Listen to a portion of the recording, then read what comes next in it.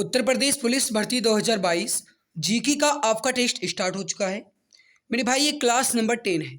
आप सभी जानते हैं कि मानकर चलो कि आपका अंतिम 60-65 दिन की तैयारी है और ये 60-65 दिन जो है आपके लिए बेहद अहम है। मेरे भाई जो आपके अंदर, जो आपके सीने के अंदर, आपके जो गाइस दिल के अंदर वर्दी पाने की चाहत है और जो वो आग सुलग रही है, अगर आप उसे लगातार ऊर्जा दे रहे हैं तो निश्चित है वर्दी ज़रूर मिलेगी। लेकिन मेरे भाई पूरी जान लगाना होगा, पूरी तैयारी के साथ आप इस बार एग्ज़ाम दीजिएगा। निश्चित है कि सिलेक्शन तो होकर ही रहेगा। वैसे तो मैं आपके लिए जितनी कोशिश कर सकता हूँ पूरी कोशिश कर रहा हूँ और हर संभव कोशिश जारी रहेगी जब तक आप सभी का सिलेक्शन हो नहीं जाता है।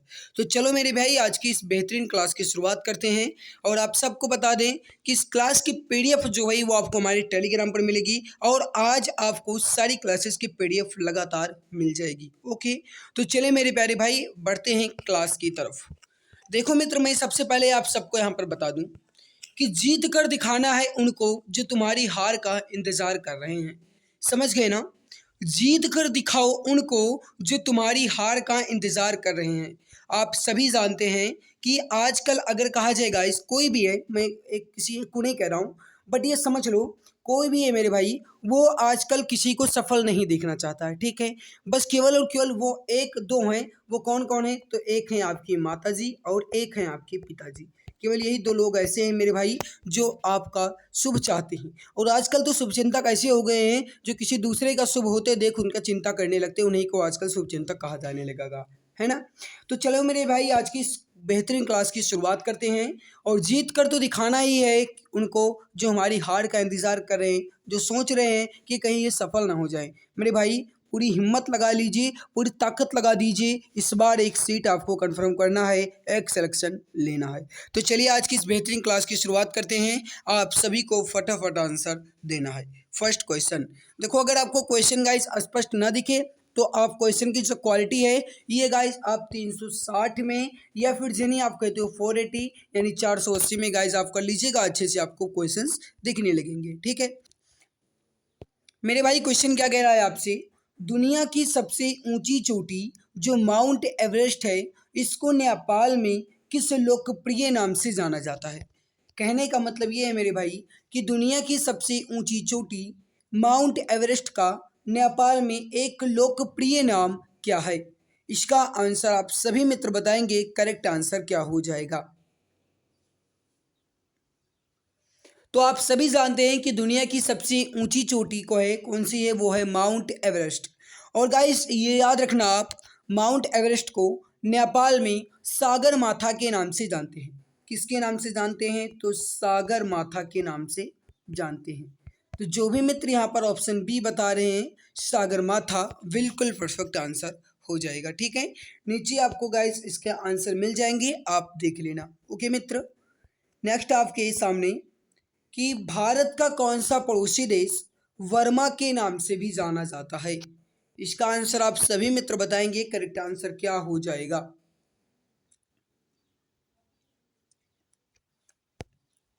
भारत का कौन सा देश, कौन सा पड़ोसी देश वर्मा वर्मा के नाम से जाना जाता है? मेरे मित्र आप सभी जानते ही हैं इसका आंसर और लगभग सभी प्यारे भाई बहन का आंसर भी करेक्ट आ रहा है। देखो कौन सा पड़ोसी देश वर्मा के नाम से भी जाना जाएगा? वो हो जाएगा आपका म्यांमार। करेक्ट आंसर क्या हो जाएगा मेरे भाई? म्यांमार यहाँ पर आपका बिल्कुल परफेक्ट आंसर हो जाएगा। तो जो भी प्यारे मित्र, प्यारे भाई बहन ऑप्शन ए बता रहे हैं म्यांमार, बिल्कुल परफेक्ट, बिल्कुल करेक्ट आंसर हो जाएगा। मेरे मित्र अगला क्वेश्चन है कि श्वेत कोयला है। अब इसका आंसर आप सभी को बताना है कि इसमें हम श्वेत कोयला किसे कहेंगे। फटाफट आंसर दे दीजिए। तो देखो मेरे भाई, श्वेत कोयला के नाम से किसे जाना जाता है? याद रखना मेरे मित्र, जल विद्युत। यहाँ पर सही आंसर क्या होगा आपका? Option B. तो जो भी प्यारे भाई बहन, प्यारे मित्र, जो भी मित्र यहाँ पर बता रहे हैं ऑप्शन बी जल विद्युत, बिल्कुल परफेक्ट आंसर होगा, बिल्कुल करेक्ट आंसर आपका हो जाएगा। तो जो भी प्यारे मित्र, प्यारे भाई बहन ऑप्शन बी बता रहे हैं जल विद्युत, बिल्कुल करेक्ट आंसर आपका हो जाएगा। यहाँ पर आप इसका आंसर देख लेना। ठीक है, पीडीएफ में आपको मिल जाएगा।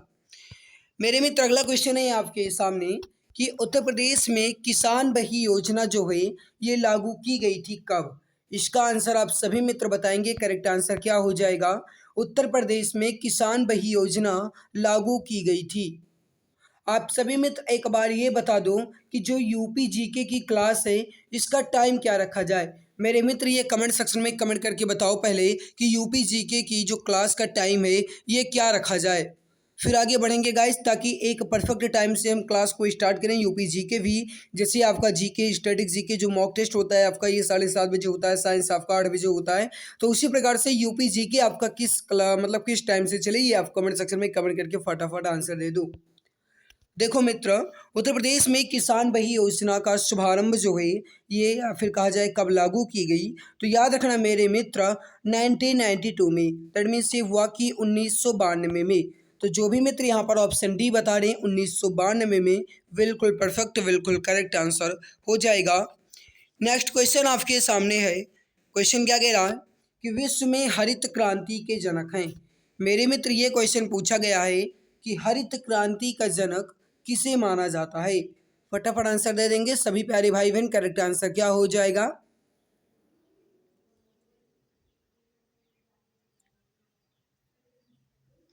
मेरे प्यारे भाई बहन याद रखना, हरित क्रांति का जनक किसे माना जाता है? तो नॉर्मन ई बोरलॉग को। किसे माना जाता है?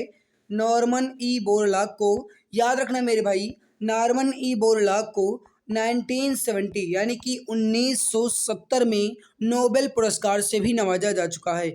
मेरे मित्र याद रखना, हरित क्रांति के जनक नॉर्मन ई बोरलॉग को 1970 में नोबेल पुरस्कार से भी नवाजा जा चुका है। ऑप्शन ए आपका यहाँ पर बिल्कुल करेक्ट आंसर हो जाएगा। तो जो भी प्यारे भाई बहन ऑप्शन ए बता रहे हैं बिल्कुल परफेक्ट आंसर हो जाएगा।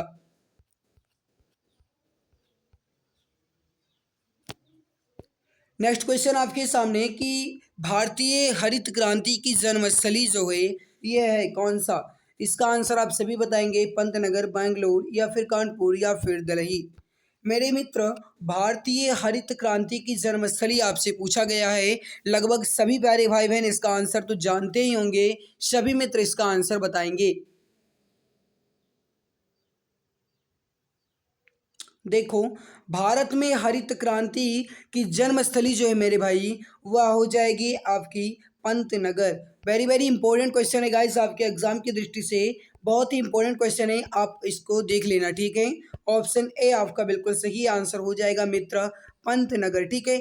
आप देखे होंगे गाइस जो गेहूं के बीज की जो गाइस मतलब बोरी आती है गेहूं के बीज की, उसमें आपने देखा होगा इस लिखा होता है ना पंतनगर सीड्स, लिखा होता है ना पंतनगर सीड्स।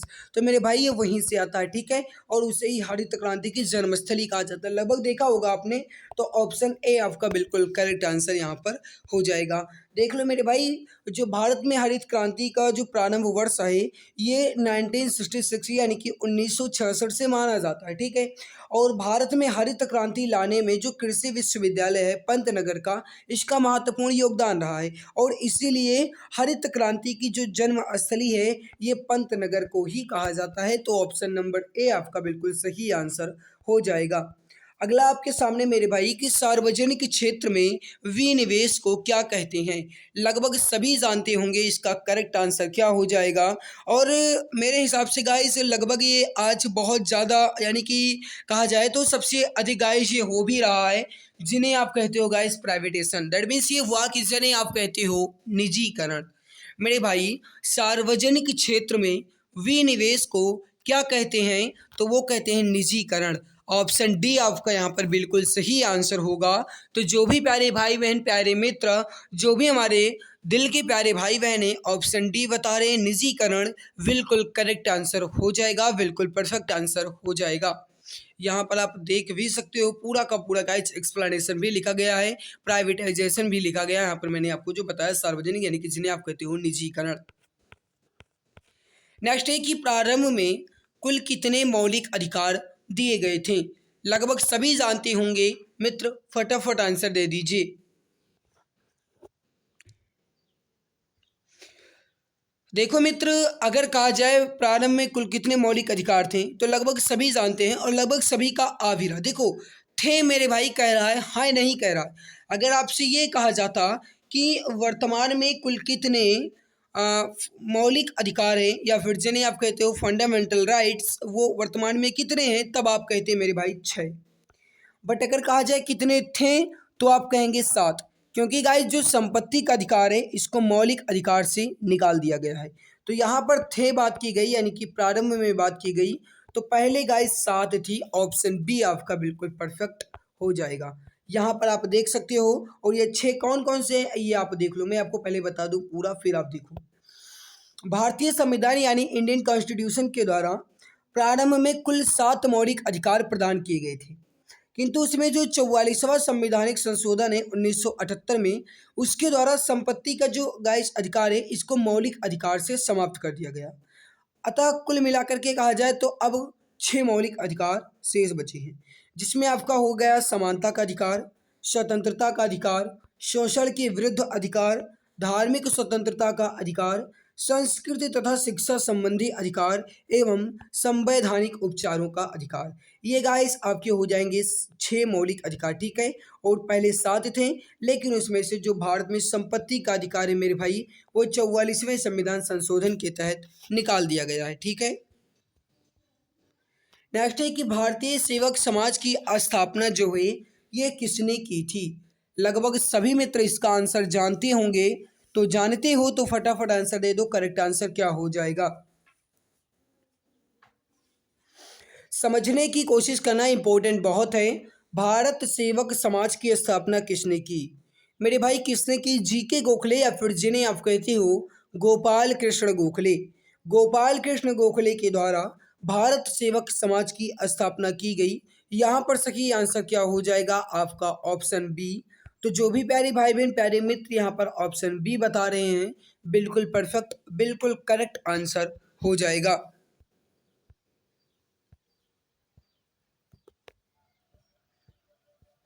पूना समझौता जो है मेरे भाई ये 1932 में हुआ, और ये किन किन के बीच हुआ था? नेहरू और अंबेडकर, गांधी और अंबेडकर, मालवीय यानी मदन मोहन मालवीय या फिर डॉक्टर भीमराव अंबेडकर के बीच, या फिर महात्मा गांधी और पंडित जवाहरलाल नेहरू के बीच। मेरे भाई समझना इंपॉर्टेंट बहुत है, लगभग सभी जानते होंगे इसका करेक्ट आंसर क्या हो जाएगा। मेरे भाई जो पूना समझौता है ये 1932 में हुआ, और ये किन किन के बीच हुआ अगर आपसे ये पूछा जाता है तो याद रखना मेरे भाई, ये महात्मा गांधी और डॉक्टर बी आर अम्बेडकर या फिर जिन्हें आप कहते हो डॉक्टर भीमराव अम्बेडकर। तो महात्मा गांधी और भीमराव अम्बेडकर के बीच पूना समझौता 1932 में हुआ। यहाँ पर करेक्ट आंसर क्या हो जाएगा मेरे भाई, ऑप्शन नंबर बी आपका यहाँ पर बिल्कुल परफेक्ट होगा। तो जो भी मित्र जो भी प्यारे भाई बहन ऑप्शन बी बता रहे हैं बिल्कुल करेक्ट आंसर हो जाएगा। यहाँ पर आप पूरा का पूरा देख लो गाइस, एक्सप्लेनेशन अच्छे से देख लेना इंपॉर्टेंट है आपका, ठीक है।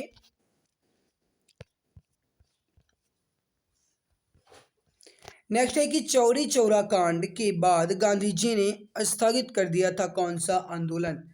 लगभग सभी जानते होंगे। देखो मेरे भाई चौरी चौरा कांड जो है मेरे भाई ये कब हुआ? ये 1922 में हुआ। कहाँ पर हुआ? उत्तर प्रदेश के चौरी चौरा में हुआ, गोरखपुर में पड़ता है ना। और ये चौरी चौरा कांड जो है इसके बाद गांधी जी ने अपना कौन सा आंदोलन स्थगित कर दिया या फिर बंद कर दिया था? मेरे भाई वह कौन सा आंदोलन है? वह है असहयोग आंदोलन। कौन सा आंदोलन है? असहयोग आंदोलन। इंपॉर्टेंट है, याद रखना, ठीक है।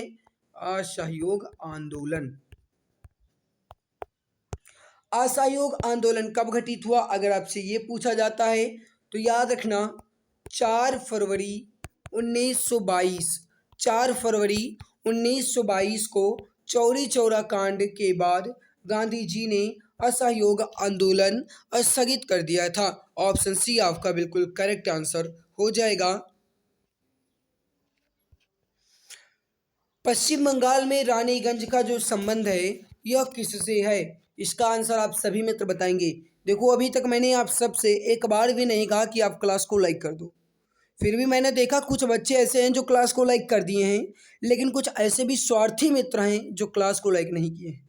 मेरे भाई अगर मैं आपके लिए मेहनत करता हूँ, आपको सिलेक्शन दिलवाने के लिए पूरी जी जान लगाता हूँ, आपके एक वर्दी को पहनाने के लिए, आपके एक सपने को पूरा करने के लिए, आपकी एक सीट को कंफर्म करने के लिए पूरी ताकत लगा रहा हूँ। तो आप सबकी जिम्मेदारी है, आप सबका फ़र्ज़ बनता है, आप सभी मित्र का ये कर्तव्य है कि कम से कम आप क्लास को तो लाइक कर ही दो। तो सभी मित्र एक बार पहले क्लास को लाइक कर दो, उसके बाद ही हम आगे क्लास में बढ़ेंगे। सभी प्यारे भाई बहन क्लास को एक बार दिल की गहराई से लाइक कर दो, फिर आगे बढ़ा जाएगा। सभी मित्र क्लास को लाइक कर दो एक बार, सभी प्यारे भाई बहन क्लास को लाइक कर दो, फिर आगे बढ़ेंगे। सभी मित्र एक बार क्लास को लाइक कर दो। पश्चिम बंगाल में रानीगंज का संबंध है मेरे भाई कोयला क्षेत्र से, किससे है? तो ये है आपका कोयला क्षेत्रों से। यहाँ पर सही आंसर क्या होगा आपका? ऑप्शन ए कोयला क्षेत्रों से। तो जो भी मित्र ऑप्शन नंबर ए बता रहे हैं कोयला क्षेत्रों से, बिल्कुल परफेक्ट, बिल्कुल करेक्ट आंसर हो जाएगा।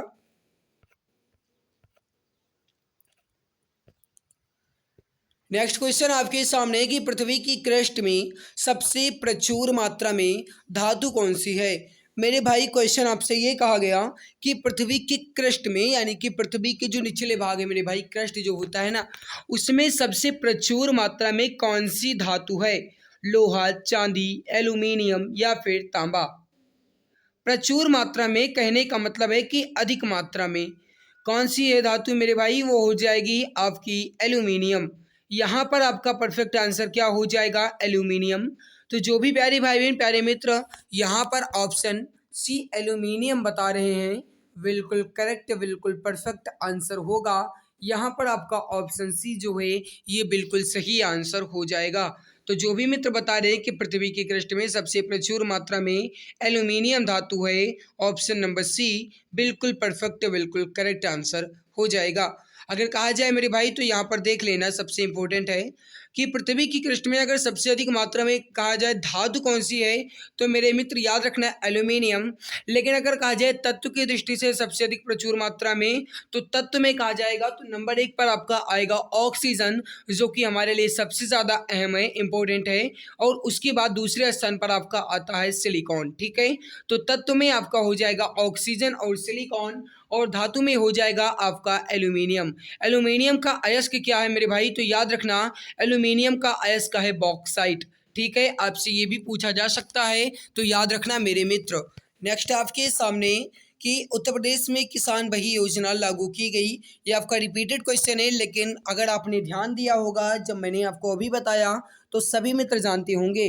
तो मैं अब ये देखना चाहता हूँ कि कौन कौन प्यारे भाई बहन पूरी जान के साथ देख रहे हैं और तन मन से क्लास को देख रहे हैं। सभी मित्र इसका आंसर अब फटाफट आंसर दे देंगे। करेक्ट आंसर क्या हो जाएगा?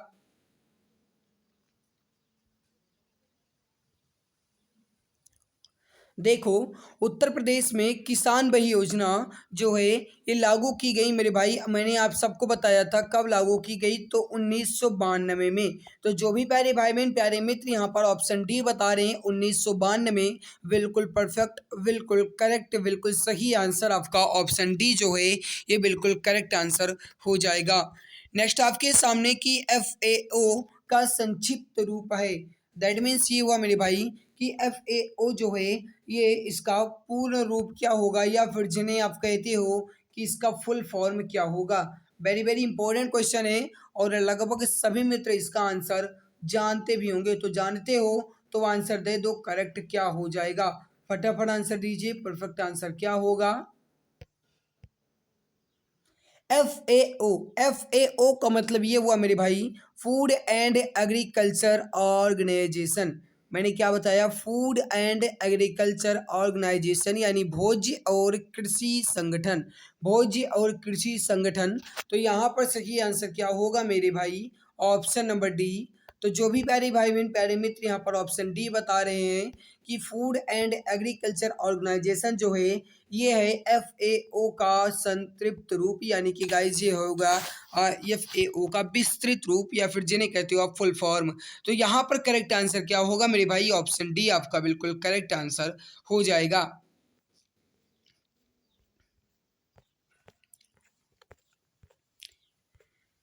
नेक्स्ट क्वेश्चन आपके सामने है कि भारत के संविधान के ऊपर सबसे अधिक प्रभाव निम्नलिखित में से किसका माना जाता है?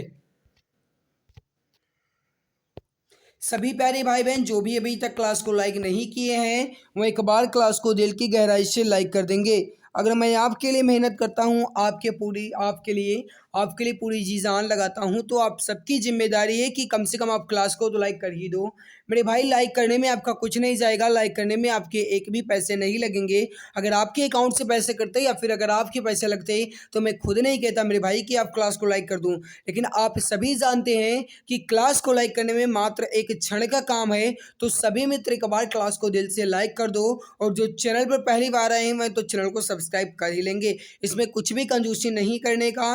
ये गाइस, सब्सक्राइब करने से आपको ही बेनिफिट मिलने वाला है।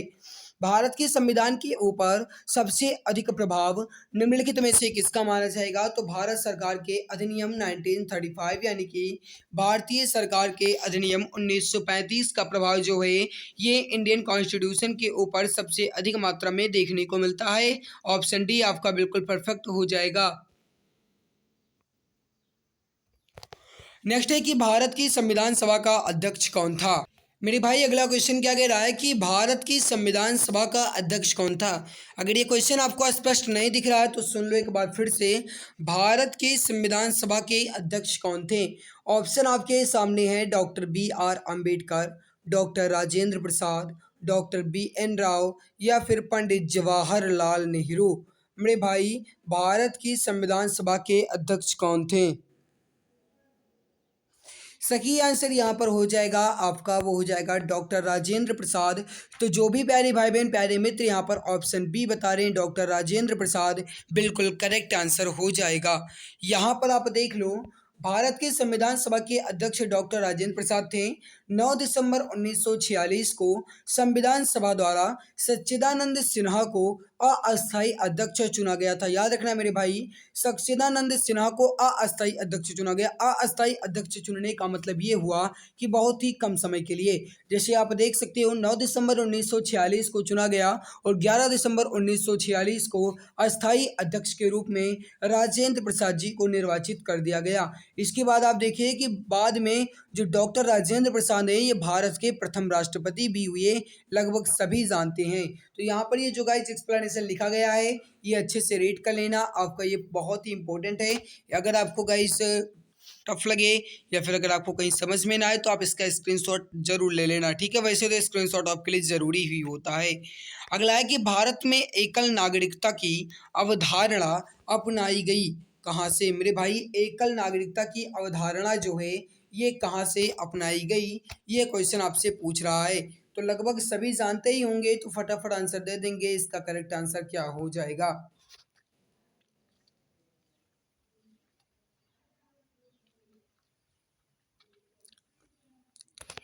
मेरे भाई, भारत में एकल नागरिकता की अवधारणा कहाँ से अपनाई गई? तो वो अपनाई गई इंग्लैंड से। तो जो भी प्यारे भाई बहन, प्यारे मित्र, जो भी हमारे मित्र इंग्लैंड से बता रहे हैं, ऑप्शन ए बिल्कुल करेक्ट, बिल्कुल परफेक्ट आंसर हो जाएगा। नेक्स्ट क्वेश्चन आपके सामने है। क्वेश्चन क्या कह रहा है कि दोहरी नागरिकता निम्न में से किसकी विशेषता है? मित्र, कमेंट सेक्शन में ये कमेंट करके जरूर बता देना, ऑफलाइन कमेंट सेक्शन में, कि यूपी जीके का टाइम क्या रखा जाए। आप सभी की राय क्या है ये जरूर बताना मेरे भाई, ठीक है? दोहरी नागरिकता निम्न में से किसकी विशेषता है? एकात्मक सरकार की, संघीय सरकार की, संसदीय सरकार की या फिर राष्ट्रपति शासित सरकार की?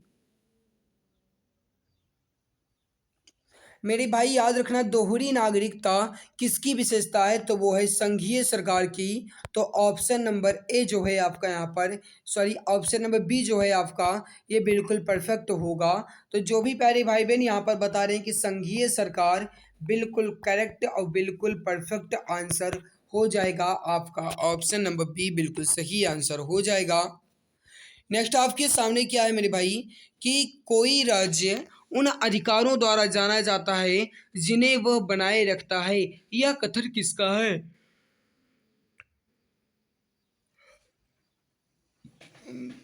वेरी वेरी इंपॉर्टेंट क्वेश्चन है, लगभग सभी जानते होंगे। फटाफट आंसर दे देंगे सभी मित्र। करेक्ट आंसर क्या हो जाएगा?